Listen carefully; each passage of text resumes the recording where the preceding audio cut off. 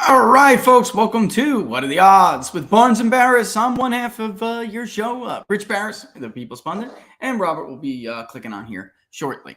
All right, but before he does, I'm going to read something that I think is probably the most important article that came out today, and then I'm going to read something that was written in the beginning of the month. All right, because, what do we do this for if we can't take victory laps, right? And every once in a while, it's good to take a victory lap and tell people, I told you so. Okay. So, and I see Robert over there. He's getting himself set up. I see him chucking, woo, I'm just staring like a ghost. It's Halloween. It's Halloween. You like my little ghost act? All right. Let's bring him on. Robert, as always, my friend, thanks for coming on. I wanted to give you a second to take that swig. Believe me, I got my iced tea here. I need it pretty bad. I had pizza real quick. Dude, as I get older, salt is killing me. I eat a piece of pizza. I'm thirsty for 2 days. My fucking sausage fingers get swollen. It's ridiculous. Robert, I got to read this story from Politico today before we start. And then I want to talk about what I see with the generic ballot that we're about to release, probably tomorrow. I'm going to get it out tomorrow, but I want to preview it here. All right. It's a big poll, man. Probably going to be like 2,500, close, by the time we're done weeding out. Because I did tell people, get ready for me to start really tightening the voter screen. So I got to believe you if you're going to vote. And I learned my lesson in 2016. Don't always screen out these people if they say they're going to vote. Like, otherwise, the Trump plus 5 in Ohio would have been a Trump plus 8. You know what I mean? We would have nailed it in 2016. I learned my lesson in 2020 and I nailed it. But I don't want to screen out some of these new people that are going to vote Republican. They're going to shock people because they're coming out, man. They're coming out. They told us they were going to vote all year, kind of disappeared in the summer, and now we're back. And they're going to vote, Robert. Mark my words. You know it. I know it. You know what we're in for. All right. So, but let me read this by Politico because I read it this morning and I just couldn't wait for What Are the Odds tonight to talk about it. All right. But of course, as always, thanks for joining us, brother. How you doing tonight? Oh yeah, good. We'll get into some of the macro aspects and then the some of the gubernatorial races. I was taking a little deep dive into that today to see what I think about that. Some good news mixed in with some bad news. You see John Ralston, though, like lamenting about how Joe Lombardo had outside groups come and help him, and that's why he's probably going to beat Sisolak.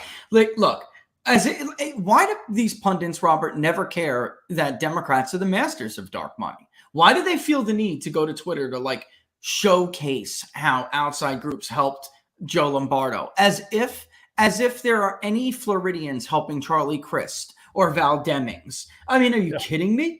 Nobody from Florida donates to those people. Nobody. Their money comes from Silicon Valley, Hollywood, Wall Street. Nobody is supporting anybody but Republicans with low-dollar donations. So I don't know. Bernie, they had Bernie on the Democratic side, but that's it. I mean, it will be a very interesting test on the gubernatorial side, how much money makes a difference. I mean, the biggest problem is that in Pennsylvania and Michigan, you're not just being outspent by 10 to 1, 12 to 1, 20 to 1 ratios. Democrats outspending Republicans, but Republicans don't even have enough money to get on the air. Particularly Mastriano really struggling to get on the air. Just no money, whatever. But that's partially his fault, partially Republicans' fault. Tudor Dixon's getting a little bit of money, late surge. So maybe that I'm of mixed feelings as to how much. I don't think in the House, in the Senate, in presidential elections, it matters a whole lot. It matters. In governors' campaigns, I think is where it tends to matter more because it's considered a more personal office. And I think O'Neill, brother. Yeah, exactly. And we're seeing that, it'll be a good test. Will be a good test because, how competitive now you look at the polling in deep dive and Democrats are not doing as overwhelming as they need to be. If they were in really good shape, they'd be in the mid-50s. Any incumbent or someone like Shapiro, who spent like 40-50 million already, is only at 50. It's like, that's actually, if I was in his camp, I'd be nervous. In a state in Pennsylvania where they've overstated Democratic margin by 7 or more, which you might want to get into the new Real Clear Politics adjusted average to counterbalance the 538, stuff like that.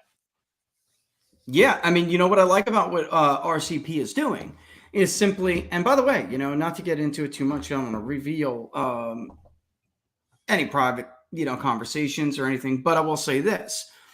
They're not unskewing the polls like Nate Silver does. Like what Nate Silver does is take a poll that he doesn't like, say it overstates Republican support, and then so like if they have Joe Biden's approval at 39, they're going to put Biden's approval at 42 because they tend, which makes no sense, folks. Approval has nothing to do with vote share, predictions. I mean, you could get the president's approval rating dead on, yet screw up the vote share in a race. So it doesn't really make sense how he does some of this stuff. And of course, it's all this super secret, top secret sauce formula, but all RCP is doing is saying, look, Fetterman has barely a 2-point lead. In the 2020 election, they overstated on average, overstated Democratic support by 6 points. You go back to 16, it's even worse. They show you what the prior election result was compared to what the polls were. You could see Toomey won both times when he was not supposed to win. So what they're saying is, 6-point overstate at this point, with Fetterman only up by 2, it's an Oz hold. It's an Oz win, and it's an Oz hold. That's what they're trying to show people, which I think is great. 538 is different. They're just, nobody knows what goes into their stupid little, it's Mitt Romney unskewing the polls. Remember 2012 when Mitt Romney voters were like, well, actually, this poll should have been weighted like this and conducted like that. And, that means Romney's actually up in Virginia by 3. Okay. And back then it was frowned upon to weight by party. Now everyone's doing it. And when I came up in this business, you really shouldn't have a need to wait for party. You should be looking for trends and identification. So if you wait, you're obfuscating those trends. You're effectively, putting your thumb on the scale if you wait for party. Everything else, if you do it right, region, education, gender, ethnicity, if you do all that right, then the party should speak to you and not the other way around. Now, all of a sudden, in the era of Democrats, I don't even know what the word is, but just narrative pushing for Democrats and polling in this era, in this new crappy era, it's commonplace to wait for party. And that means you didn't do the poll right. I hate to tell you, I'm in that camp. And I know others disagree with me. Rasmussen waits they have a strict weight based on the survey of consumers from the University of Michigan, and that's worked for them, and fine, okay. I'm just saying, like, I see people wait for party but not education, like Maris. Like, are you out of your mind? What are you doing? It's crazy, man. But I want to read this because this was on Politico this morning. All right. And it was, this is them attempting to put out a brush fire. And it's actually worse than normal years, Robert, because the strategists in it are just like, no, we're screwed. All right. So here we go. Democrats' midterm hopes fades. We peaked a little too early. All right. Fresh polling suggests Republicans are gaining with voters, particularly women, in the final weeks of the midterm elections. Ever since the Supreme Court overturned Roe v. Wade in June, the Democrats could avoid midterm disaster if the poll rose some along to Democrats. By October, even they can see the momentum they had is fading. A recent CBS News YouGov survey has Democrats running 2 points behind Republicans in the generic congressional ballot, a measure closely tied to a party's performance in the midterms. Again, these people usually have Democrats up even when they double stated Democratic support literally in 2020 and then generic ballot. They are a consumer survey. This is not a registered vote. No matter what they say, Robert, they can't guarantee that they're talking to registered voters. YouGov is a consumer panel, period. And they right? And they deliberately chose to change. They were a little bit better in some past elections. They had problems in the states for a long time. 2014, very bad in a lot of Republican Senate races. CBS was a little better. Yeah. Yeah. But after 2016, for whatever reason, when at times they were a little bit better than some of the other online panel polls, they took the criticism, like Nate Silver attacked them repeatedly for being too pro-Trump, which made no sense. They went the other direction. And since then, they've been a very reliably pro-Democratic bias pollster. That you look at, especially within individual states. Within individual states, YouGov leans about 6-7 points more Democratic than the election results are going to be. And now that even shows up on the national average. You can see this in the partisan gap, but in a lot of their polling, that they get too many Democrats in their polling. That according to them, they'll have Democrats still at +10 nationwide in party They are. identification, and nobody else has that, which tells you that they're getting something wrong. And so I look at their internals, because their internals can be helpful. What are self-described Trump voters doing? What are self-described independent voters doing? Things like that. But otherwise, their overall numbers are not very useful. Yeah. And, they are on the low end at this point. If they are likely voter model, Fox News, they're Democrat plus whatever it was, 2 or 3. I will remind people that, look, Robert, if Fox is pissed they don't pick nominees anymore. Fox is pissed they don't run the Republican Party anymore. I guarantee you, I would cut my left you-know-what off if I was wrong on this, but I'm not. I'd bet the farm. If they still controlled the Republican Party, it absolutely would be a likely voter poll right now, and it would be pro-Republican. All right? This is what they've done in the era of Trump. They never were particularly good, but they thought Glenn Youngkin, for instance, was going to be a rhino, so they gave him an outlier, ridiculous lead. But then they'll go back to doing this now that their side of the party lost these primary fights. So they did it in 2014 when their side lost. They had a Democrat generic ballot, and at the end of the day, Republicans won the House vote by over 5 points that year. Yet their final poll before Election Day was Democrat plus. All right. The New York Times, Siena, their poll released on Monday showed likely voters 49-45 Republican, R+4. Independent women, a critical constituency for Democrats in swing states and districts, had swung sharply toward Republicans in the span of a month. I just want to put a kibosh on that. That's not really true, though, Robert. They just came home. Yeah, well, right. I mean, for a year, they were voting Republican. And this is what we predicted for 2 weeks. And that was 2 weeks ago and last week, that they would come out with some of these mea culpas to salvage their reputation. That everything that was pitching Democrats several weeks ago and throughout the late summer was fake news in order to generate a monetary fundraising advantage and a news story, narrative, motivation, volunteer advantage. And that's all it was. And this is a Politico article that's effectively a confession on that, but pretending that magically in the last week, suddenly it all shifted. Right. That's what I want people to understand. They're full of crap. All right. Quote, "On wishing the election were in August," said Matt. And by the way, listen to this, said Matt Bennett of the center-left group, Third Way. No, Third Way is a leftist group. Even the so-called rhinos who are a part of it are leftists. I think we peaked a little early. I mean, Robert, the truth is summer response biases are real, and they spent all of their money in the summer. And then Republicans came back firing in the fall when they knew it would matter. And I mean, now for Democrats, the timing could hardly be worse. Gas prices, after falling for weeks, they have to throw that in there, right, are climbing again. Inflation is still out of control, and the stock market, despite a rally on Monday, has been taking a beating. Meantime, Republicans have been hammering Democrats on the economy and crime in a barrage of post-Labor Day advertising. And all of that is happening with early voting already underway in key states. All right, let me just get to a couple of these other quotes, and then, because I don't really care about Politico, but I think this is important. "Look, man, I've been at this for 30 years, and it is always the period in late September and early October when an election starts to tilt and move." This is Mark Longabaugh. He's a progressive ad maker who worked for Bernie Sanders in 2016.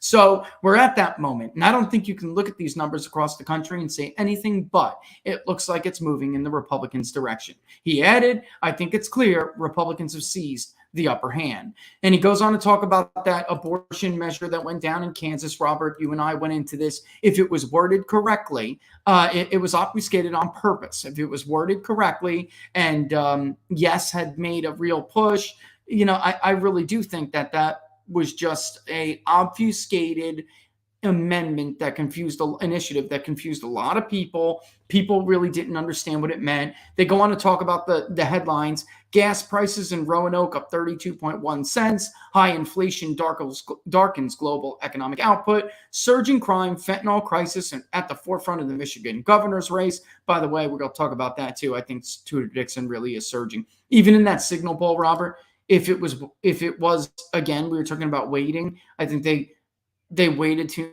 it's not even waited. They collected to Metro, and Michigan's probably going to be R+1 2020, it was R+1. So I don't know where these D+3 to 5s are coming from in Michigan. We did the voter analysis on it. It is much more Republican than it used to be. Democrats cannot split independents and win an election in Michigan. They have to win them overwhelmingly. And even in the Signal poll, they were tied. Tudor Dixon was tied with independents. Well, if that's true, then she's going to win that race. I mean, it's that simple. And this guy says, and this is where I'm going to end it, I think we had 3 really good weeks in August that everybody patted themselves on the back, scoffed one Democratic strategist who advises major party donors. We were like, yeah, that should be enough to overcome 2 years of shitty everything. Now, he said, it's not looking great. The best we can hope for right now is 50-50 Senate. But the House, you ready? But the House is long gone. Robert, I'm going to end it there, and I'm just going to tell you what I see in this generic ballot that I have to cross and wait. I want to go through my rates and everything. This is a wipeout. This is much closer to a wipeout than it is like, a couple of weeks ago when people were seriously talking about Democrats potentially retaining control of the House of Representatives, which you and I said at the time was like delusional. That was not what history suggests. The fundamentals, they are such frauds, Robert. It's not even funny. Where I'm at right now, dude, is we're just talking about Arizona and New Hampshire. In the Senate, the House is gone. I'm talking, it's either 52 or 54 seats in the Senate. Like, that's the real conversation at this point. This is not good for Democrats. They're getting killed with independents. Biden's approval now is back down to, it's going to be like 38, maybe 30, maybe 39. And right track, wrong track. There's a difference between online action and the phone interviews. That SMS, the texting peer-to-peer has been really accurate for us this cycle. And I'll tell you, man, the right track, wrong track there is looking like more like NBC, where it's like 70-something% wrong track. And Biden's approval is 37 in that one, or 36 now. This is bad. This is, and like I know, people aren't actually going to tell you that the economy sucks, Joe Biden sucks, the direction the country's moving in sucks, yet I'm undecided, and you even think for a minute they'd vote Democrat. They're not going to vote Democrat. They're going to vote overwhelmingly for Republicans. This is going to be, I don't know. I don't want to throw it up there yet, but low-end New York Times, high-end Harris, a little above. That's what the generic ballot's looking like. And by the way, that's the levee breaking. That is the levee breaking. We were talking about Sean Trendy's analysis. That's the end of the levee, guys. Forget it. The wave's coming right over, and it's going to sweep out people that everyone thought a couple weeks ago would actually hang on. Cook is going to look ridiculous. Ridiculous. Again. I'll throw it to you. Yeah, I mean, our friend Patrick Basham had a report out for the Daily I want to throw Express. that too. Yeah. And he basically what he put up was 250 plus House seats. He was about the same place I was. 53 Senate seats, about the same place I was, and have been all year. And so you're just seeing people come back to the position that we've been saying is going to be the case all year. I mean, frankly, since January, February, once the idiocy of the Ukraine war, you could see how that was going to backlash economically across the West. Biden's plan of spending more money to solve inflation, probably not going to work. That he had major problems in the Senate of getting anything significant passed. They weren't going to get federal election reform passed that could co-opt the elections in these states. They weren't going to be able to block reforms in Wisconsin or Georgia or Arizona. They lost all the law cases. They lost on the legislation. They can try to pull some shenanigans in Pennsylvania and Michigan, but that's kind of it. And they're very limited and restricted what they could do to recreate 2020. And they had all the bad mojo of 2020 without any of the good Democratic mojo of 2020, at being able to blame Trump for a range of things that now are solely on them. That the top issues were inflation, jobs, and the economy. All those were massive Republican edges that were only going to grow. That the subsidiary cultural issues of schools, of crime, of immigration were all trending against Democrats, that abortion was not going to be the cure or salvation they thought it would be. Yeah. They spent tons of money all summer and all September on it, and it's not turning people in the way they thought. They're still spending money on it here in Nevada. It's not working. And so it's all the things we predicted were going to happen. Now they're admitting, so that they don't look like idiots on election night, are going to happen. And this is the MO. The MO is, push a bunch of fake or inflated poll results in the summer and September, convince people so that they will line your pockets as a Democratic political consultant. So they'll give your candidate a funding edge. They'll give the media edge. They'll try to, demotivate Republican supporters so that they don't volunteer, so they don't do grassroots donations, so they don't get involved in the court of public opinion. And it's not worked yet. And that they thought maybe we'll try it again, and it didn't work again. And so the national environment overwhelmingly towards Republicans, still 240 plus House seats, 250 might be the median. I think there's very good chance they break 250, very good chance they get 53 or more in the Senate, at least 52. I've put up I've put up a range of best bets. People have been asking, what's your 4 or 5 best bets? What are your 3 or 4 long shot bets that you like? I put those up at sportspicks.locals.com. And we'll continue to do that there. For those, there's Bet on US now has some betting markets open, along with Predicted, along with a range of other online websites. Some of them have better odds than Predicted even presents for you. And so there's really live dogs in the Michigan governor's race, live dog in some of these races. I mean, they still have Blake Masters as an underdog. They still have Herschel Walker as an underdog. They still have Dr. Oz as an underdog. They don't think that LePage has any shot at the Michigan governor's race. I mean, there's a guy who's actually been governor before. And you look at the polls, Maine polls have been atrocious on the Democratic side. They've been off by double digits repeatedly. Remember Susan Collins? She was gone. She was a dunner. There was no chance she was going to win. She won with ease on election night. They can't poll because rural northern Stephen King country in Maine ain't easy to poll. And I got friends of mine that are from Maine, and they say it's a live race. And that outside of Portland, it's all trending against the incumbent governor. And so we'll see. The incumbent governor's done a terrible job. I think people like the Maine Democratic incumbent governor, people like Whitmer in Michigan, these are people I think they're more vulnerable. Shapiro has the advantage of not having been the governor. He was known statewide, spent $50 million. Mastriano spent like $300,000. The gap on TV is just ridiculous to this point.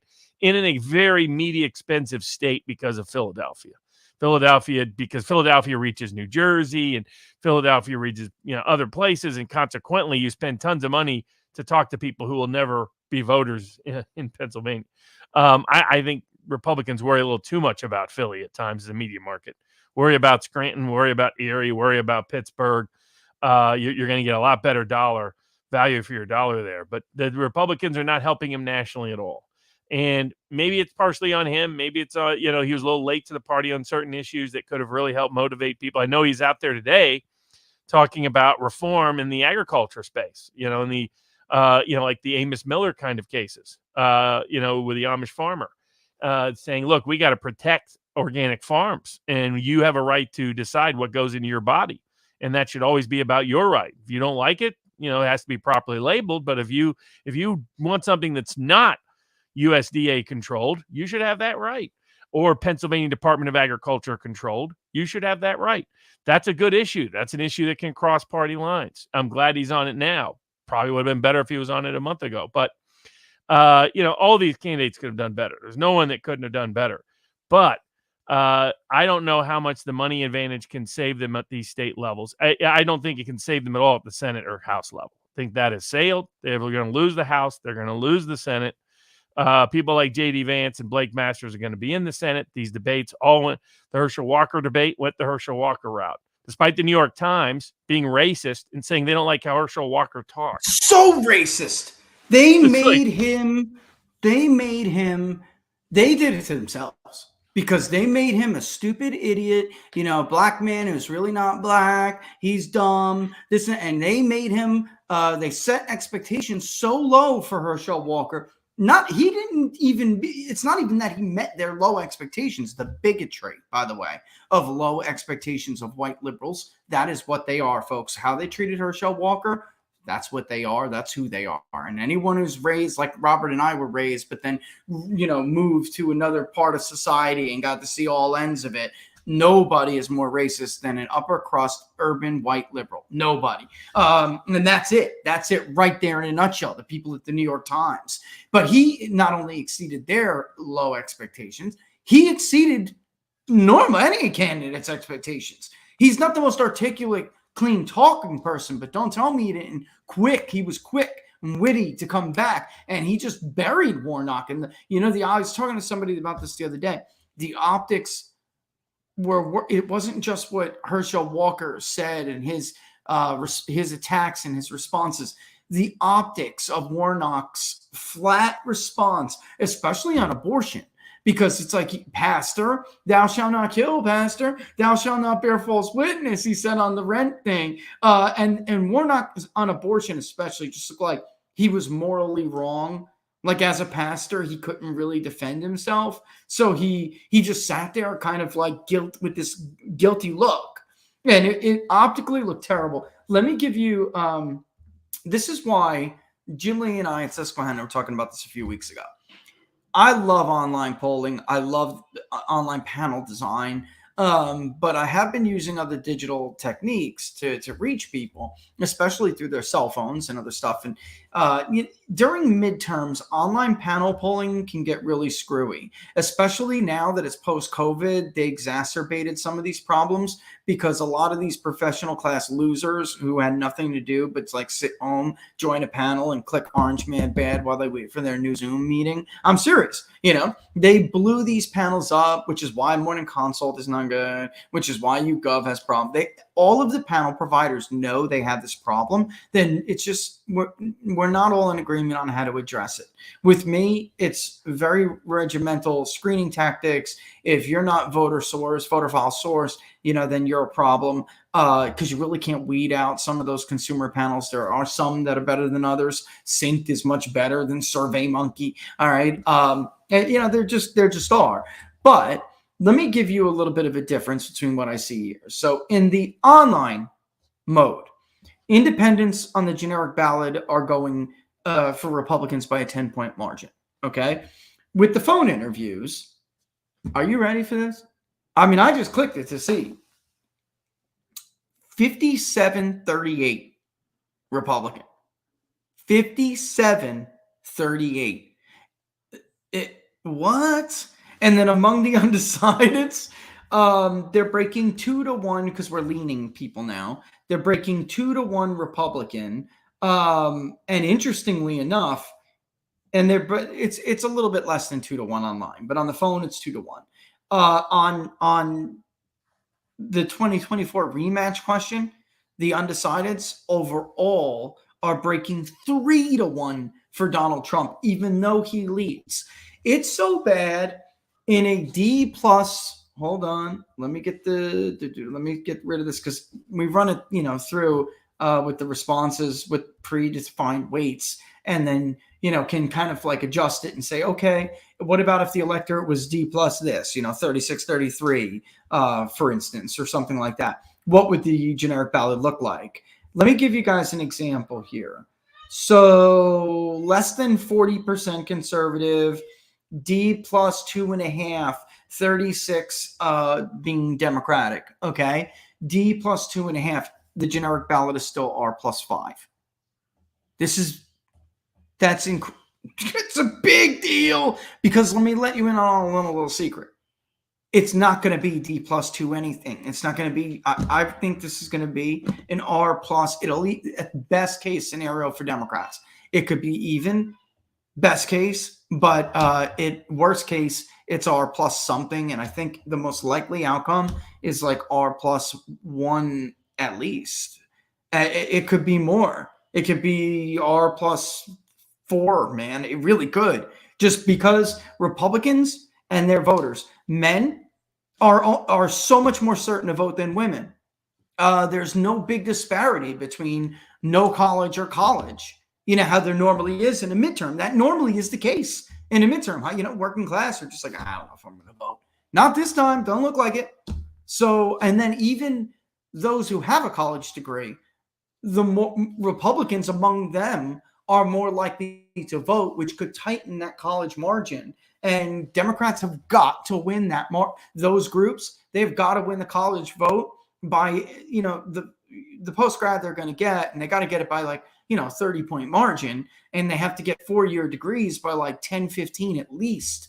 And that just does not look like that's going to happen, Robert, at all. I mean, at all. This is a bad poll for Democrats. And the registered voter economic confidence index looks crappy. It looks like the total family income one, which is tied to inflation. How do you feel? And what we ask for people who don't know what I'm talking about, what we say is, let me just get it up so I can, okay. Please assign either a positive, neutral, or negative rating to reflect your perception for each of the following. And the first one is views on current and business conditions. It's very negative. 3 to 1 on the dot, negative in the phone. 3 to 1 negative, with neutral being almost as much as positive. So, and then the total family income is 2 to 1 negative. This index may go to a new low. It's that bad. It's that bad. This is bad. Really bad. And the inflation numbers continue to be bad. Stock market numbers continue to be bad. Housing market numbers continue to be bad. Gas price numbers continue to be in trouble. So you look at all those things, you're just not seeing anything to warrant any hope for the Biden side of the aisle. And so, I mean, in transitioning into the individual governors' races, the positive trend for even the big underdogs. I mean, even now, most people are admitting that Wisconsin is leaning Republican, that Arizona is leaning Republican, that Florida and Georgia are safely Republican, that Nevada is leaning Republican, that Kansas is, and even Oregon, they're now recognizing leaning Republican. The real, I mean, Kansas and Oregon and Nevada, those will be some interesting ones. But I think Arizona is increasingly, highly likely to go Republican. I mean, you're looking at betting markets 2 to 1 in favor of Kerry Lake. Yeah, they're at 77 right now. Yeah, exactly. These were things we predicted was going to be the case months ago. And now we're just seeing it reflected in the Politico article and the betting markets and commentary. So really the interesting ones to me, there's not a lot of polling on Maine. There's almost nothing reliable. So Maine is but I think Maine is a surprise state. If you like a long shot bid, the Republican is trading at 6 to 1, 7 to 1, 8 to 1. That's a pretty good long shot bid. Maine has had many upsets over the past in the Trump era cycle. Susan Collins, Robert, supposed to be DOA. Trump wasn't supposed to be competitive. He was in 2020. The Michigan 2 is going to be more competitive than they think again.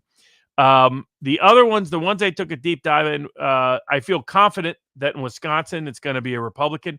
And that's in part because he was able to dip into his own pocket and he was able to stay on the air. I think you can get outspent by a big margin. You just can't have, if you're not well known, you haven't run statewide before, if you're running at someone who has, then in that combination, you need to at least be enough to be on the air. You don't have to match them ad for ad, but you at least have to have one ad up. Unfortunately, neither Tudor Dixon in Michigan nor Doug Mastriano in Pennsylvania has at this point been able to do that. Particularly problematic in Pennsylvania with a lot of the early voting and some of the mail-in voting. So that's a little bit of a concern. That's their biggest risk. They're unknown people, shut out by the media, often real caricatured by the media, running against known statewide candidates, either incumbent in Michigan or against somebody that has spent ridiculous amounts of money and previously been elected in the state, like Shapiro in Pennsylvania. They're both relatively never run on a statewide basis, to my knowledge, either Dixon or Mastriano. Not well known, been completely out of money. So in media expensive states because of Detroit, Michigan, Philadelphia, and Pennsylvania. And so that's their hurdle. And they're getting outspent by as much as 20 to 1. And that historically has not been a recipe for competitiveness. That's the reason why they're so far behind in some of the early polls. The flip side is in both Michigan and in Pennsylvania, Shapiro is barely over 50%, Whitmer is constantly under 50% as the incumbent. That's usually a problem sign that no matter how much they spend, they can't move their numbers in their favor. All they can do is temporarily move their opponent's supporters to undecided. If you look at the data, that's all they're getting. Typically, that doesn't win them back when they actually go in to vote in the ballot box. So it may be such a Republican electoral environment that may translate to the gubernatorial level that either Dixon or Mastriano or both pull a shocker on election day. What I will say is Mastriano would be a lot closer than the 17-point defeat of the well-funded Republican in 2018 to Tom Wolf. I mean, he got crushed. It'll be in the single digits. The question is, can he make enough of a surge, get the benefit of the doubt from enough people who don't know him because he wasn't able to spend the money to get there? And the same with Tudor Dixon. There's this clear lagging negativity about Whitmer that's keeping her under 50. Both Michigan and Pennsylvania, on average, have overstated Democratic margin by at least 7 points in pretty much every poll in the Trump era. There's no reason to think that, and they did this even with Tom Wolf won by that big margin. He was predicted to win by a 6 or 7 point bigger margin. So that was still the case. So you look at that.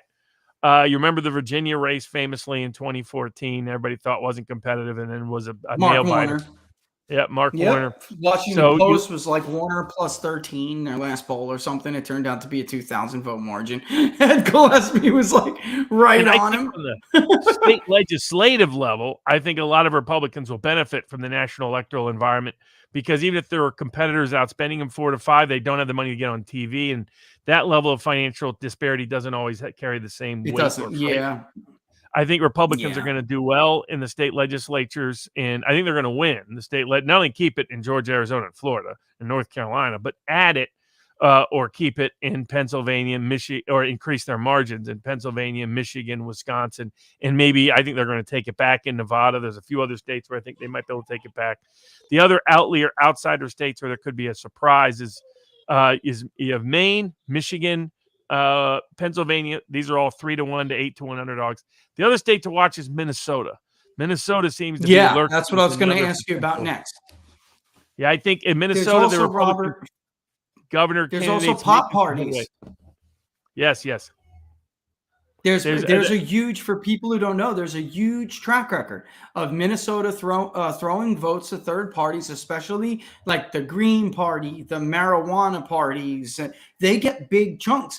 Keith Ellison in the Attorney General's race. Keith Ellison in 2018, which everyone said was a Democratic wave, barely won. He won by very low single digits. I think it was 3 or 4 points. It was looking very close for a minute there. This is now, according to Survey USA, which is, again, not a poll that tends to, it understates Republican support often. And their last poll, I remember in Minnesota in 2016, Survey USA had a double-digit lead for Hillary Clinton a day after we published Clinton 2.4, 2.5, something like that. It was a very close race. And I remember that day, like yesterday, like, what the hell are these people seeing that I am not seeing? Starting to make me think, like, Robert, like I was, like something I was missing. That's why I just tune a lot of these people out when I get this close, because, I don't want them to screw me up. Yeah. And you've been pulling some of these states in Michigan, and from what I've seen, the other things that point to Mastriano being able to pull an upset, I think if I was setting odds, I would make Mastriano and Dixon the underdog. Just not the scale of the underdog they are. Just because it's very rare. And remember Pennsylvania in particular, a very Democratic heavy state for a long time. You're breaking through a lot of political machines, a lot of ancestral voting at the state level. That's not an easy thing to pull off when you're an outsider who won the primary, who's not well known, who hasn't run a statewide, and you're up against a candidate with a ridiculous 20-1 financial edge. You're talking about a guy that will spend well over $50 million. He'll spend more money than Ed Rendell, who is the ultimate. Oh, is that the little one? It is. He just ran in, and Laura came running and scooped him out. He was like, he heard the name Shapiro, and he's like, no. Good job, Dad. Good job. Got to take him down. Ed Rendell is awful. I still hate that guy. I remember him in the womb. I think those are the hurdles. I remember that guy in the womb. Exactly. But you look at what a pain in my placenta, man. Exactly. These are people that. So those are the hurdles. These are real hurdles for Mastriano. Real hurdles for Tudor Dixon. And the flip side, and what was adjusted in Wisconsin is he had a bunch of money in his own pocket he could spend. So he made sure he never got too far behind against the incumbent. And Wisconsin's was more of a Republican lean state, not by a big margin, but a little bit more in recent elections. Yeah, I mean, Wisconsin, it's because Wisconsin's more rural. Wisconsin's more small town. Michigan still is a very urban state. Pennsylvania is still a very urban state. It has its big rural share, but Wisconsin is 2/3 rural. And rural America has been really rebelling against Democrats, and it continues to accelerate. Democrats are going to get crushed in Wisconsin. They're going to lose that. They're going to lose the key House seat. They're going to lose the Senate seat. They're going to lose the governorship. They're going to lose both state House and state Senate. But Michigan and Pennsylvania are harder to break through. The only state that has bad Republican lean polling is Nevada, because it's hard to get a wraparound Mexican and particularly Asian American voters here and where they're trending. But from the people I've talked to here, everything is trending Republican at both the Laxalt for the Senate and Lombardo for the governorship. Sisolak is in the They're both well known, though. They're both well known. Number one, Lombardo's been sheriff of Las Vegas for a long time, controversially, the Las Vegas shooting issue. But the Sisolak was an incumbent running. My question is, how much of these incumbents running on their lockdowns? Because that's the case of Whitmer in Michigan. That's the case of Sisolak in Nevada. But Sisolak has been constantly in the low 40s. That's not an incumbent who wins. Somebody who's constantly in the low 40s. Let me grab it. And we're going to have a new one in Wisconsin very soon. But let me make sure I get the right one. It's probably Trump. It is. That's the Senate. Sorry. Here we go. So even this our first Wisconsin poll, we got Michael's up. And by the way, Michael's does have, like, his family owns the largest construction company in the state. So, especially in certain parts, not statewide, but in certain parts, the Michaels family name it means something. It means quite a bit. But it means more than Dixon in Michigan or Mastriano in Pennsylvania. Damn it. And that's the wrong one. You guys know what I mean, though. Let me see if I can grab the Nevada one. Do I still have it? Don't I? No, that's the Wisconsin generic ballot. That's the Senate. That's Wisconsin most important issue.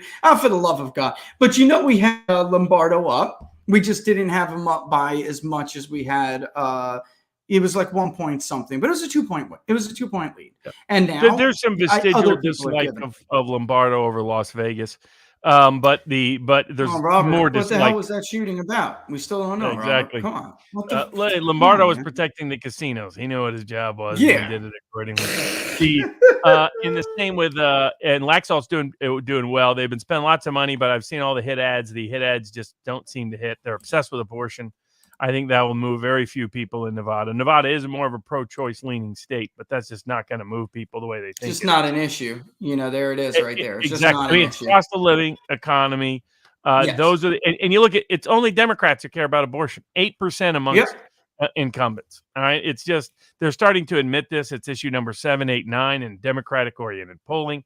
So the things that say maybe for Mastriano and maybe for Dixon are you look at primary participation rate. In 2018, in almost every primary I remember, Democrats in Pennsylvania out-participated Republicans. Not in 2022. It was a pretty good edge for Republicans. That usually bodes well on Election Day. The voter registration trends in both Pennsylvania and Michigan have been trending Republican. Honest polls have shown party affiliation. I think you've done a recent analysis of the party lean of Michigan. And and unless I read it wrong, doesn't that have Michigan leaning a little more Republican than it was back in 2018?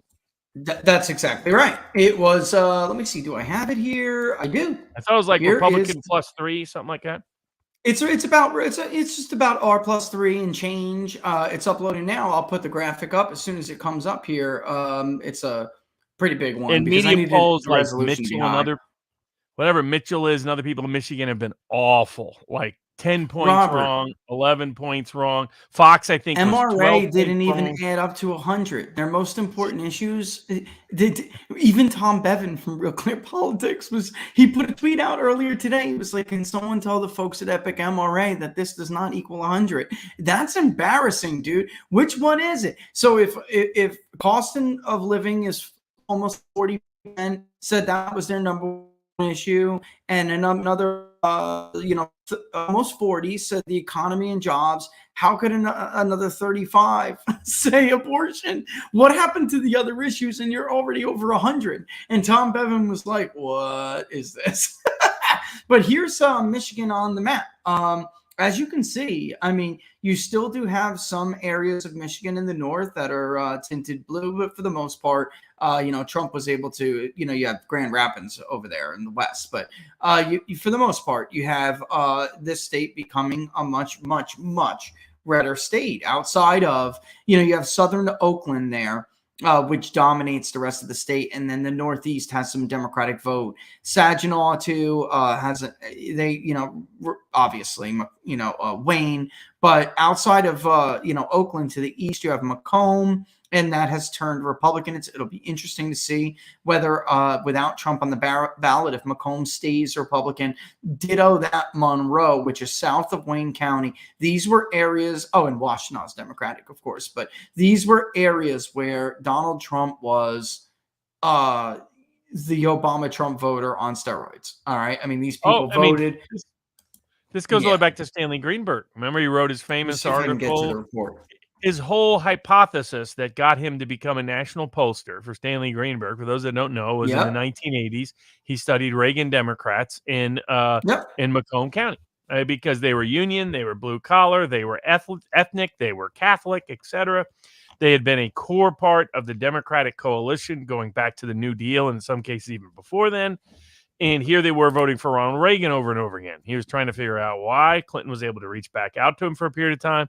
Democrats forfeited them under the Obama era and have totally forgotten them and betrayed them in the Trump era. And so where they're trending has been critical. And the same within large parts of rural South and rural Northern and the Upper Peninsula of the UP of Michigan. So the Democrats have made some gains around Grand Rapids, have made some gains around Oakland County. That just got caught, Oakland County, stealing people's houses for low tax debts, by the Sixth Circuit Court of Appeals. But they're not doing enough with those suburban voters, because now a lot of those suburban voters that didn't care for Trump's personality care even less for the incompetence and dementia nature of Joe Biden, and definitely care a lot less for the rise in crime and for their school teacher teaching their kids about sex when they're 6-year-olds, and maybe that they're a girl rather than a boy, and so forth. Democrats, wokeism was a disaster. Open immigration, open borders was a disaster. Inflation was a disaster. The foreign war in Ukraine has been a disaster. And creepy Uncle Joe is a walking, talking disaster. I mean, grabbing more girls and sniffing them, and you can see the girls just horrified by him, trying to get away from him. I mean, this is not a winner for Democrats. They don't have a winner. They're praying that their media onslaught in the fall, that their bogus polling in the fall demoralized enough Republicans to preclude a complete bloodbath on November 8th. But I think the exit polls were both R2 in Michigan. R plus 2, 48%. And that's like, the voter analysis is a little bit more, or I would say less independent. It was 48% Republican or lean Republican, of which Donald Trump won in the 90s. 46% lean Democrat, only 5% independent. The voter analysis is a little bit weird. If you go to exit polls, it was still R plus 2, but it was 37-35. So this voter analysis we did, and it's amazing because the voter analysis was dead on, Robert, in 2020 when we released it. We were making fun, you and I were making fun of Target Smart, and I put out the voter analysis. By the way, I got into Twitter back and forth with Tony Bonnier from Target Smart. He's such a friggin' idiot. He's not even smart. He doesn't even know what he's talking about. He really has no idea about basic terminology. When I was going back and forth with him, he didn't understand, just like with Nate Cohen in the polling in 2020. You remember that? I'm like, Robert, this guy doesn't understand basic terminology. to polling. How could he be a pollster? I don't care what Sen is doing to help him. He doesn't know what he's talking about. You guys, wind the clock, go back and look at those videos. But the voter analysis said R+2. And then here you have the Fox News voter analysis saying R+2, the exit poll saying R+2. And now actually I just went and looked, Robert. It is Michigan. Here we go. Inferred Republican is about 2.73 million, so 37.3, and inferred Democrats 2.4 million, which is 33.2. So actually, Michigan is almost R+4 now.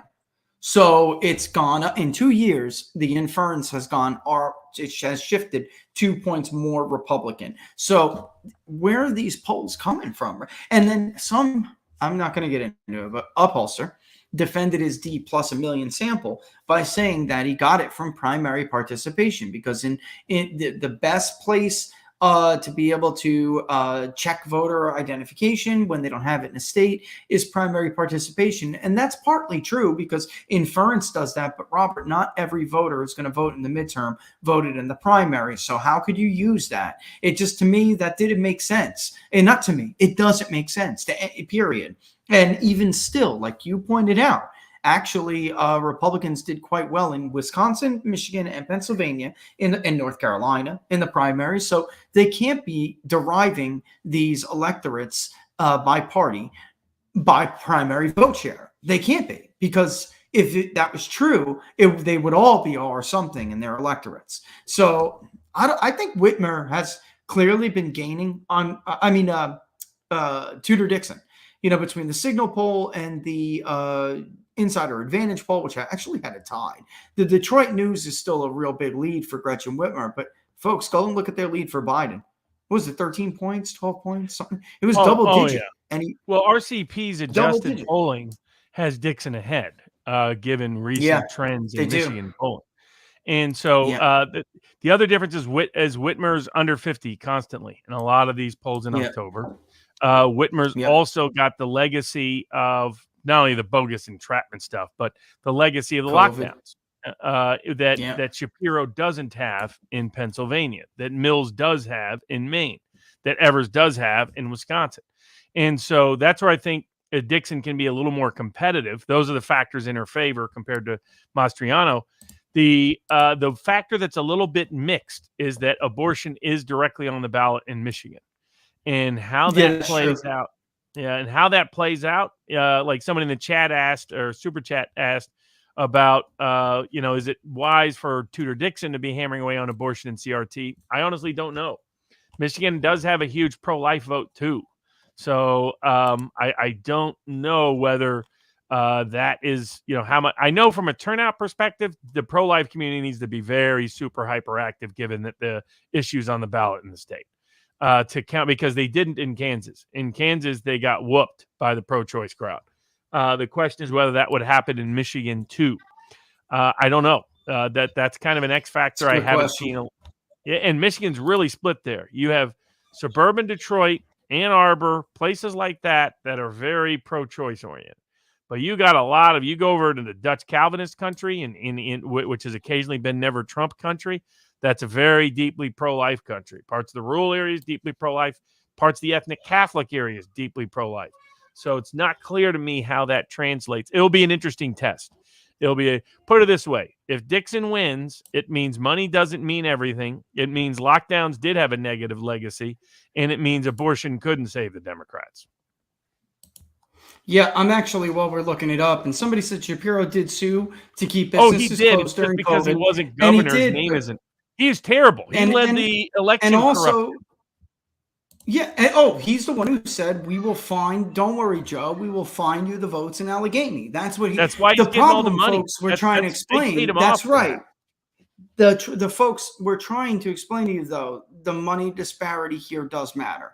And when Shapiro did that, he got rewarded. And the ordinary Pennsylvanian doesn't know that about Shapiro. Because he wasn't governor. Right. Because he wasn't governor, he isn't attached to the COVID lockdown policies like he should be. And because he wasn't governor of the Pennsylvania Supreme Court, he's not attached to the election issues like he should be. That's why they gave him $50 million, so he could tell a whole different story before Mastriano could even get a single ad up. Yeah, that's a really good point. I'm actually gonna, while we talk here, I'm actually gonna run that. And I want to see what the pro-life versus pro-choice is in Michigan. It's probably quite, Yeah, some of that'd these be interesting. inferences some of these inferences with pro-life versus pro-choice in these states are a little bit weird, and I'm going to tell you why. Because the pro-choice crowd has more attributes on their attached to their voter file record. There's more attributes because they tend to be more active, whereas the pro-life people aren't. So I'm just saying, like, a signal gets thrown more on the choice side. It's not that those people are more profiled and they have that big of an advantage. It's just that they'll give more money to Planned Parenthood. They have more stuff being thrown. What group can you name right now that is as big as Planned Parenthood on the pro-life side? Right, right. That gets that kind of, you can't Yeah, find it. no. So let's see. We're pro-life, pro-choice. Actually, it's only separated by about 2 points. That doesn't Most of it is surprise me. vastly unknown. Yeah, it's only separated by 2 points. It's 33-31, with the rest being unknown. Hillsdale College is Michigan. So you have an above That's average true. number of Yankees in Michigan. I mean, there's a reason why Gerald Ford is from there, a reason why Papa Romney is from there. So you do have that ancestral Massachusetts, Maryland kind of quasi-Republican that has been a problem. Yeah. It's why Michigan leaned a little bit more against Trump in 2020 than Wisconsin Yeah. or Pennsylvania or Arizona or Georgia did. So that is a factor there. But it has this other populist element and pro-life element that is kind of an unknown variable. That's where, to me, I look at it and I think there's enough negative legacy of the lockdowns that even the media's own polls can't push Whitmer above 50% with any consistency, despite the massive money edge to date. And at least on paper, Dixon is an attractive candidate, and she is getting Republican gubernatorial a little bit late, but she's getting it. She will be enough on the air over the last several weeks of this election. And unlike Pennsylvania, there's not, to my knowledge, Michigan doesn't have as much early mail-in balloting as Pennsylvania might end up having. Pennsylvania's going to have more. Yeah, exactly. So you add up, Dixon has a better shot in Michigan than Mastriano in Pennsylvania. But I think both are better underdogs than their price point would say. Same with Maine. Maine is a classic outlier state. That's a guy that's very well known, so money won't make a difference there. And I think Mills is more disliked than the polls are detecting, particularly outside of Portland. Maine is 2 states now. The commie republic of Portland and the rest of Stephen King, Maine. And not that they don't reflect Stephen King's politics, they reflect Stephen King's characters. His writings. Yeah, when somebody asked me, I was trying to explain this to my daughter, and you know what show she used to love? And she was young too. I don't know why I let her watch it, but she loved it. Wasn't it Haven? And she used to say, "Daddy, can we watch the Twubbles, Daddy? Daddy, can we watch the Twubbles? Are you done working? I want to watch Twubbles, Daddy," because they called them the Troubles. Yeah. Some people call them cursed. We call them Troubles, right? And she was asking me that, we were talking about this, the difference, and I said, Brina, one side's Republican, one side's, Democratic. I said, think about, the Starbucks kind of like urban area, and then next to the Trouble Spring, Haven, get it? Right? And it's exactly how you put it. Not Stephen King's views, but the people he writes about, the people he's made a fortune over that he hates, apparently. That's who it is, right? And what do you think of that? What do you think about Paquin over there? I think he's got even with ranked choice voting. I think Paquin could take that seat. Yeah, I mean, if Republicans can ever figure out how to do ranked choice voting, God bless them. It's a problem continually in Alaska. Who knows how that's going to work out? Though I do think that's also a long shot that's worth it. I think there's a better than 5-1 shot that Murkowski goes down. So I think Murkowski should be favored, but there's still, given the anomalies with Alaska, that's another state that can surprise people very quickly. And that polling is almost impossible to effectively do that. Yeah. You have in Maine, you have a lot of you add your lobstermen, etc. I think Maine too, and to your point, will in fact go Republican, despite the weirdness of the ranked choice voting throwing Republican voters off. I think this time around it will swing Republican because I just think it's a part of the state they keep missing. They've been missing for a decade. It's working class, rural northern Maine. This is lobsterman Yeah. country. This is logging country. This is French Canadian country. This is a wide range of This is old school populist country. This is the free state of Maine kind of part of the country. It's the part of the state that's still free. It's that part of it. It's part of the state that ignored most of the lockdown rules and ignored most of the mask mandates. So I think that Portland will have to pour out for Democrats.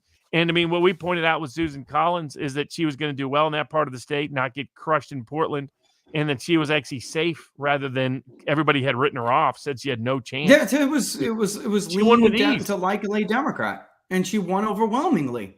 Robert, I got to ask, speaking of ignoring things, a lot of people are asking about this in all the chat, across all the chats.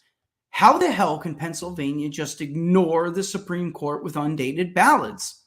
How could they do that? Because of the way the Supreme Court ruled. The Supreme Court, it wasn't fully a published opinion. So it was one of those decisions, if they wanted to, they could ignore. And the Pennsylvania Supreme Court's made very clear it will politically weapon. It's like the North Carolina Supreme Court.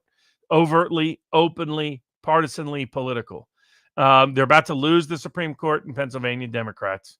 That's why they really, really can't afford to lose the governorship. That's the other reason why they poured money into this. They poured money into it. Thank for that Attorney General for making sure Trump didn't win Pennsylvania in 2020 and to make sure Trump doesn't win it in 2024. The problem for Democrats.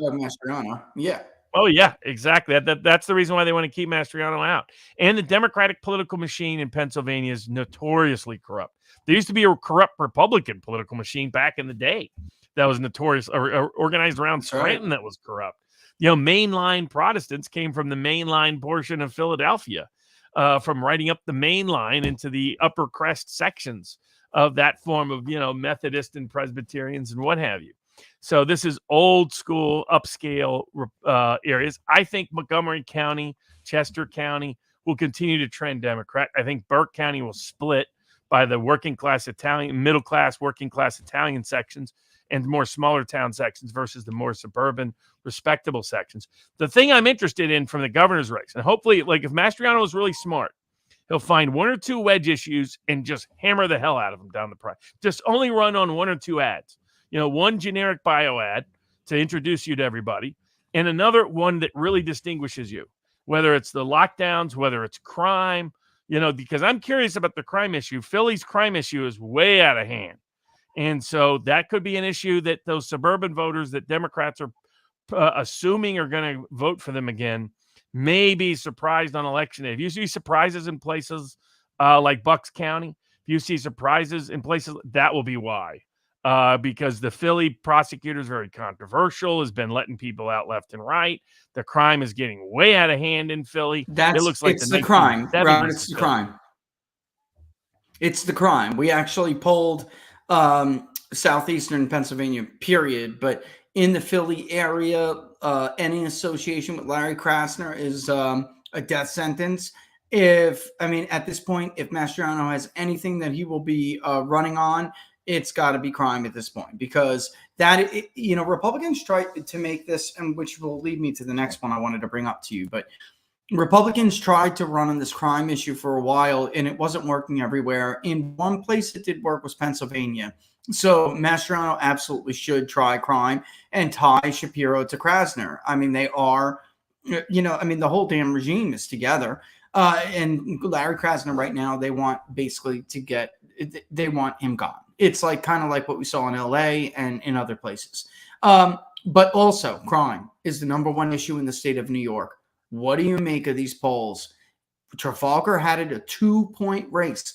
Everyone mocked Robert, even though in some of the Pennsylvania polling, I get why some people had a little bit of I don't know. Some of that regional stuff was a little weird to me. But anyway, bottom line, he was right in New Jersey.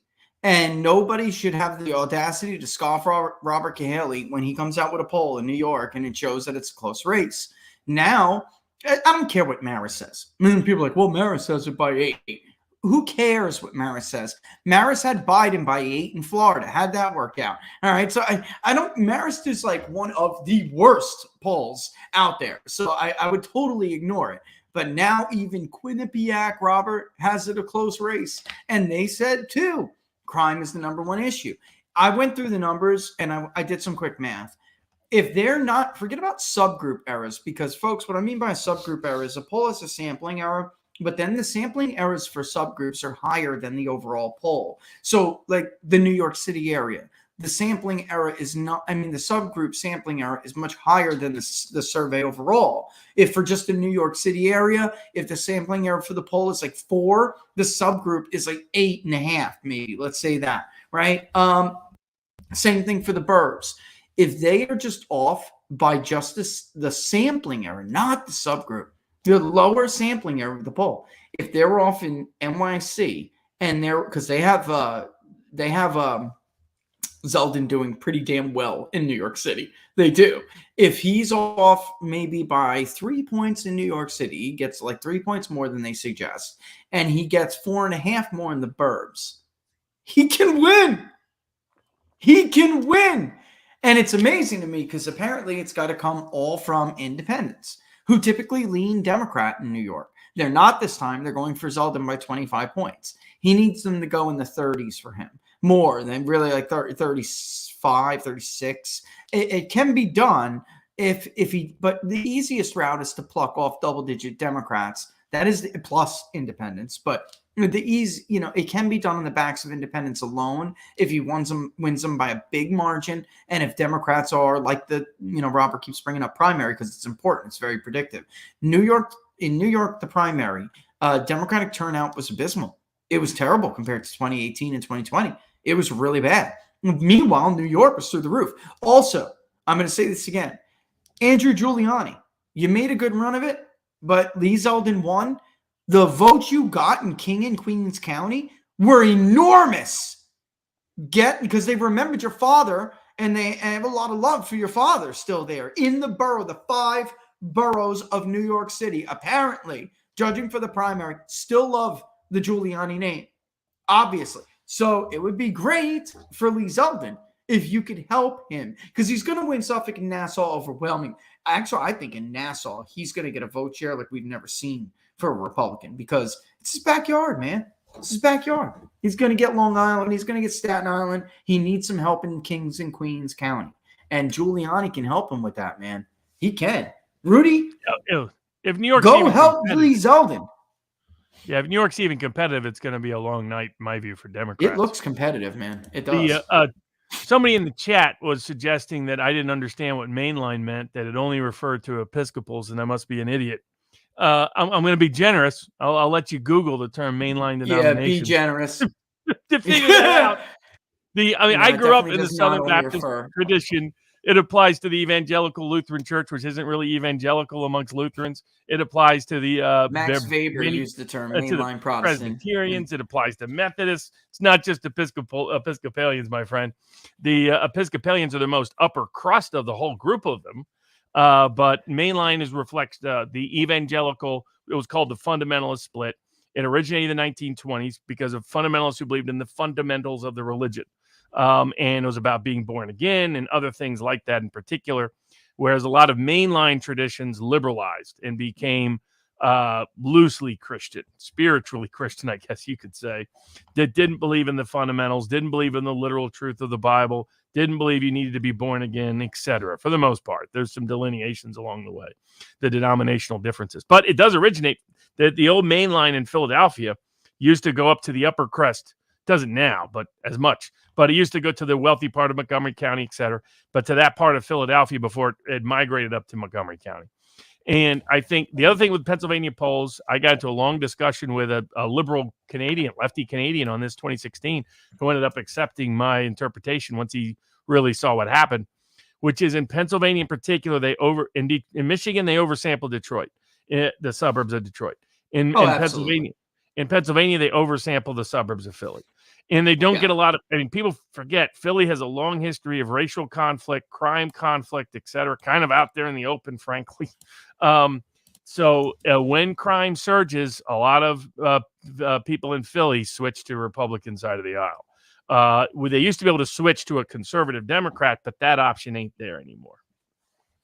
Yeah. By the way, Max Weber, The Protestant Ethic and Spirit of Capitalism, he uses the term mainline Protestant, and he wrote that in the 1800s, I think. So it's been around Oh, for a long time. oh yeah, Which, by the way, the idea, everybody, the like he delineation. says, everybody should know, every American specifically, but everybody should know the proper definition of capitalism. It should be taught, as Max Weber said, in the kindergartens across all nations. All right, because it does not mean greed. It does not mean the pursuit of wealth. We had that in antiquity.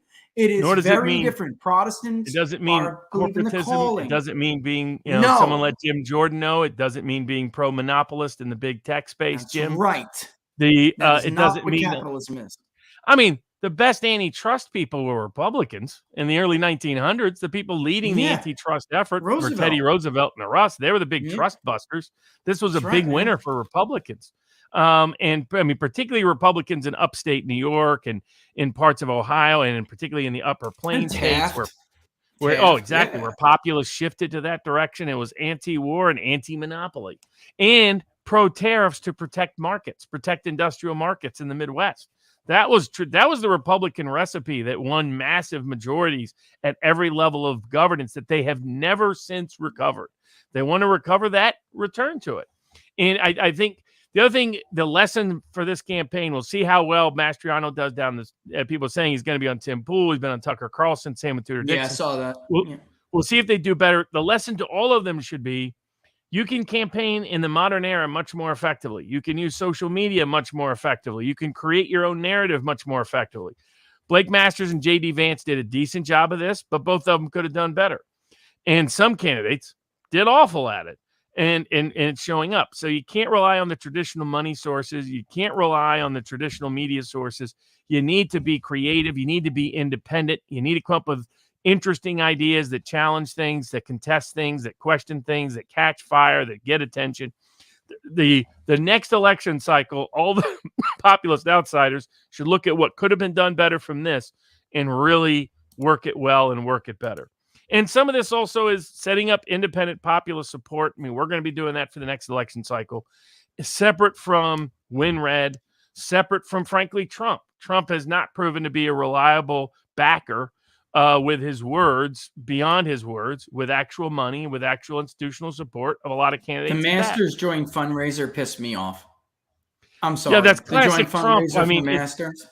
it's Pissed me off, unfortunate, dude. but it's Trump. It's like, the hope was that Trump would learn how to institutionalize his support. The hope was that he would improve the people around him. And unfortunately, that's just never going to be Trump. He's always going to be a great marketer. He's going to have the best instincts in the game. But we have to create independent infrastructure to support populist candidates, because populist candidates, unfortunately, haven't learned how to do it themselves either. They haven't learned how to set up their own. I mean, other than a few, like Marjorie Taylor Greene, look at how well she's worked social media. She was a nobody 4 years ago, complete nobody. Now she's one of the lead fundraisers at other people's races. Eviscerated both her opponent and the moderator. When that moderator brought, these controversial things you say, and she's like, controversial to who? You and your bubble? She was because I speak like an average American and I speak the truth, things you don't want people to know, you Democrat hack. Well, that's like Herschel Walker. The fact that Herschel Walker communicates in ordinary language. I mean, I still suspect Trump deliberately misspells words to make him look like he's more ordinary. How do you sell that I'm from Wharton, but I'm really just a local construction guy? You do cafefe. You know what I mean? That's what you do. Cafefe. The media hates him, and so they highlight it, they promote it, they say, look at this. And Trump knows it makes him look more ordinary, more accessible. This is a guy who is, New York real estate beacon, celebrity reality Hollywood TV. This was not a guy who you should have related to as your ordinary next door neighbor. Maybe a little ostentatious, but still your ordinary neighbor that you could see is like you, accessible to you. The old George W. Bush, I want to have a beer with him.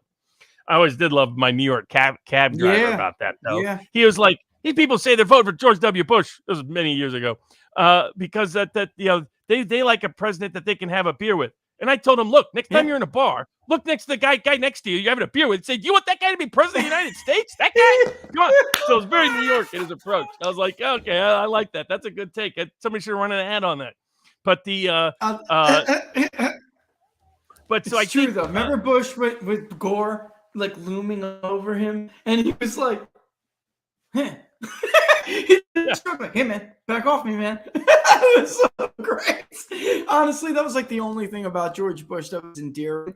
How he was that. Well, he did that. He didn't run though in 2000. He did not run in 2000 as the president he governed as. And he would say, of course, 9/11 changed everything. It changed me. It changed the world. No, you ran as basically an America First Trumpist. We can't be the policeman of the world. Remember that, Bush? NAFTA has been a disaster. Remember that, Bush? The WTO should never have let China in. Remember that, Bush? I mean, he bombed Saddam because he's not a moral man and didn't want you to know about. Remember that, Bush? That guy was the guy, who won New Hampshire. And George W. Bush cost the Republican Party New Hampshire. He did. And Trump almost won it back, but he wasn't there. Without COVID, it may have been a different situation because I pulled the state in 2020 before COVID, and it was close. Too many people moving there.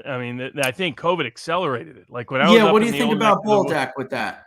What do you think about Baldock's chance? I mean, when I was up there, the old retiree sections that I used to work in that had a big working class service industry, much of that working class service industry wasn't there. That maybe they come there seasonally now. And there were it looked like Vermont. Massachusetts transplants. Yeah. All those people from northern Massachusetts have come in. There are the Yankee types. They're not the independent types. So, they might vote Republican like for a guy like Sununu. But I don't know how much it will translate. I was like, okay, now I see why it was competitive in 2016, not competitive in 2020. I think a bunch of other people from New York and Boston moved up there during COVID because they're like, oh, we can have a more small town environment. We don't have all the restrictions, but we can preach like we do and so forth. But I was just stunned. The culture, it was like LL Bean upscale version. It was that kind of LL Bean. This is not the New Hampshire I remember. The New Hampshire, the guys I knew dressed in LL Beans because those their two shirts available. These are people that think LL Bean is like hipster chic. A lot of little coffee shops and little fancy places, and it was just little cute little boutiques. I don't want cute boutiques in New Hampshire. So it was like Portland, Maine. That's what it felt like. Yeah, that's what Portland, Maine. That's what right. That's what that is what it's like now. So I think that's the hurdle. I mean, in Minnesota, the hurdle is going to be the Swedes. The Swedes got to quit voting commie. We got the good Norwegians and the bad Swedes. We need to deport the Swedes. Yeah.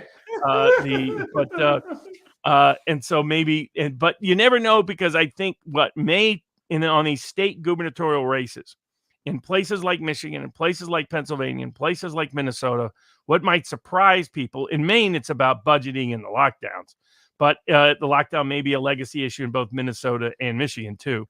But is this crime issue, which is starting to just spike up here and there that you're seeing show up in some polls?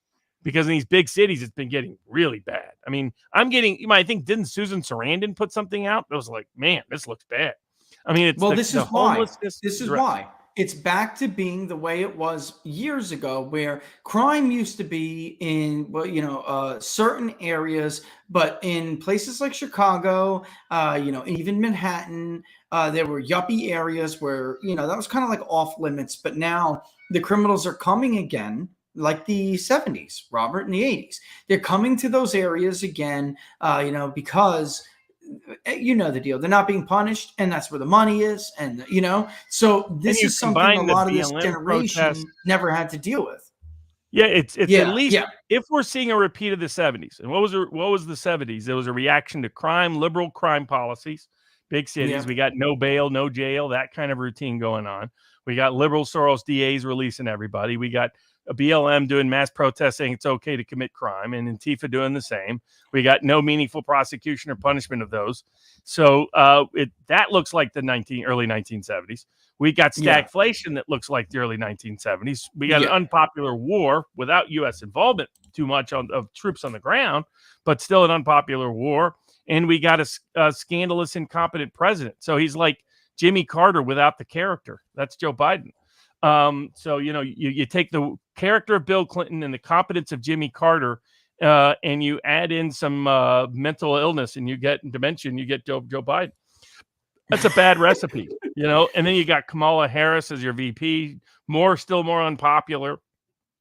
Newsom's wife is going to be testifying against Harvey Weinstein this week. It's like, I don't know if that looks the best. I mean, I get she was a victim, so forth, but one of the key pieces of evidence Weinstein's going to use is that 2 years after she claims she was assaulted by Weinstein, she asked him for help to cover up her husband's sex scandals. So, it doesn't look the best for that kind of stuff to be highlighted. So I think you aggregate it. I think Republicans are going to win the 3 key states they needed. They're going to have complete carte blanche control, top to bottom, of Wisconsin, Arizona, and Georgia, with better laws in Arizona and Georgia and Wisconsin. That's very big for 2024. Remember, 2020 doesn't happen if those three states go the way a lot of us believed an honest vote would have gone. Doesn't have to have Pennsylvania and Michigan too. It would be nice.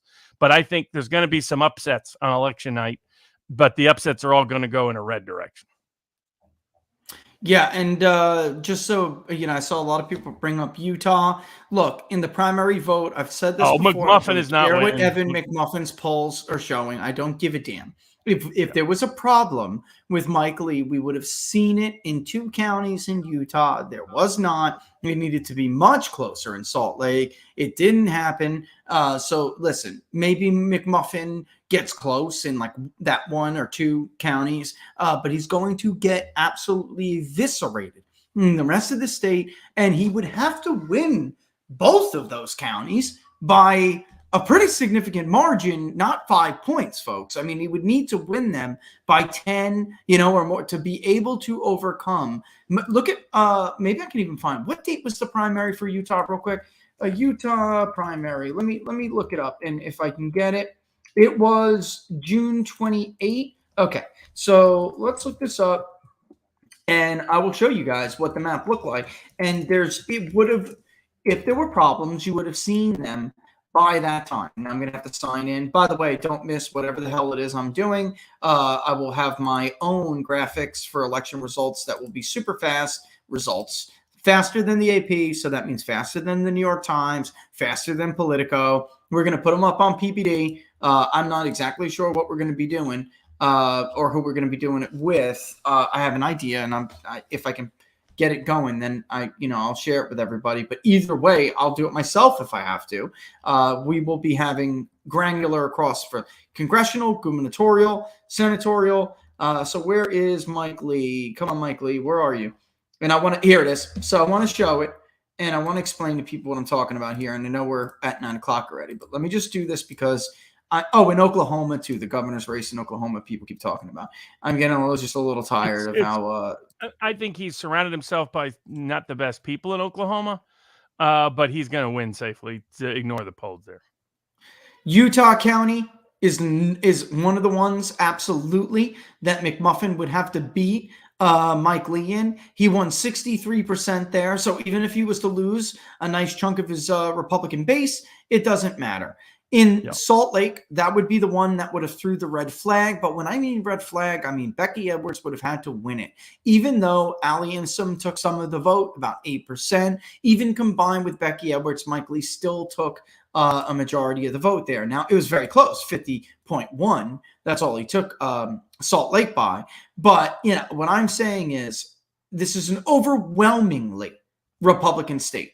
Folks, 50-something% are registered Republicans. Democrats are like, hold on, let me go look. I had done a poll there, and I'll give it to you right now. I want to say, Robert, it's so small. I could use the voter file and just look, but let me see. Is it here, or do I have to go to Market Site? I may have to go to Market Site. Yeah, I do. Just bear with. Oh, it's open. Hold on. Let me just switch to Utah. I had Michigan open. Go to Utah, let it run, let it do its thing, and I will show you all how Republican Utah is. McMuffin, it's not enough to win the Democrats. It's not enough. He needs to pull Republicans away. Well, remember he was going to win in 2016? Remember that? Remember he was that's right. Electoral votes in 2016? Got crushed. Didn't get close. So Guys, this is it's a CIA joke. spook. That's all he is. The Mormons are as likely to Indeed. vote for Egg McMuffin as they are to make the South Park founders state heroes. It's just not happening. Right. I mean, it's so laughable, Robert, that people even do this. Okay. Utah is 13% Democratic. 13% of the registered vote in Utah is Democratic. It's 55% Republican. So, ladies and gentlemen, Mike Lee won more than 6 in 10 Republicans, 62% of Republicans. All right, if we round, he won 62% of the vote. All right, so that already puts him at at about 30%. He could literally get clobbered. And by the way, it will be obviously. I mean, do I really have to explain this? 29% are nuns. It's not happening. It's not happening, guys. It is not. And truth be told, he's more likely to win 8 or 9 in 10 out of the Republican vote, which puts him damn near a majority already. What they want you to believe is that the Republican vote is going to split between him and McMuffin, or that he'll win only like 60%. They're going to vote for their nominee. Stop it. Just stop it. I'm so sick. Just stop it. You know what? Show me an example. Show me an example. Wait, show me where this happened before. And like Robert said, did they do it in 2016? What has happened from, at least in 2016, Robert, he was still pretending to be a Republican and there wasn't so much publicly about him that, that basically, now it's very clear that he never really was the conservative alternative to Donald Trump. What he was is the fake Mormon alternative to Presbyterian Donald Trump. That's what he is, or whatever Donald Trump is. I mean, I think he's Presbyterian. But, they didn't like his New York. This is something that we really eventually will have to confront. The Republican Party, period, will have to confront this Mitt Romney Mormonism that really holds so many people that they're the clear majority of the party, and they hold them in contempt. And this is eventually going to have to be a split or something. Like, sacrifice your principles. Which principles are you going to sacrifice, basically, is where I'm coming from. And Mitt Romney, every year, and Eric Erickson, the slob, I really thought Mitt Romney was going to do the right thing, because you're an idiot, Eric, and you haven't been paying attention for years. Of course you did. That's why you're a loser. And establishment conservatives, or the conservative establishment in D.C. that Rush used to hate so much, that's you, bro. That's you. You are out in left field. You don't know what the hell you're talking about. And this is why, frankly, you couldn't win an election to save your damn life, because you don't know what's going on. You don't know what time it is. You don't know. You're clueless. Absolutely. I'm sorry. I didn't mean to go off on a tangent, but why would you even profess that you're that stupid? Yeah. Why would you even publicly tweet that you're an idiot? You might as well tweet, "Hey, everyone, I'm a stupid ass. Have a good night."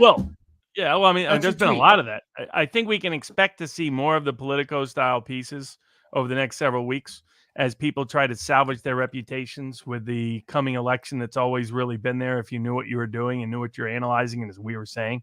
So I'm sticking with more than 240 Republican House seats, more than 52 Republican Senate seats. High chance Republicans take both the House and the Senate. 30-plus Republican governorships. Good long shot odds in Maine and Michigan for sure. Maybe you could add Pennsylvania to that equation, depending on how you look at it. Wisconsin is going to go Republican up and down the ballot every which way but Sunday. Same in Arizona, same in Georgia, same in Florida. So I think it's going to be a very good Republican night with some surprises, good surprises on the Republican side of the aisle. And if you're going to bet, that's the way to bet. And if you, I'll have all my other bet recommendations up at sportspicks.locals.com. But we're about to see another humiliation for the Nate Silver crowd of the world. Yet again. And with that in mind, we'll leave it at that. Sportspicks.locals.com for Robert. All right, folks, we'll see you on Inside the Numbers tomorrow at noon Eastern Standard Time. Don't miss it. We'll go over the polling. All the best, Robert, as always, my friend. Good stuff, man. Peace out, everybody. Deuces, folks. Deuces. Noon. See you tomorrow.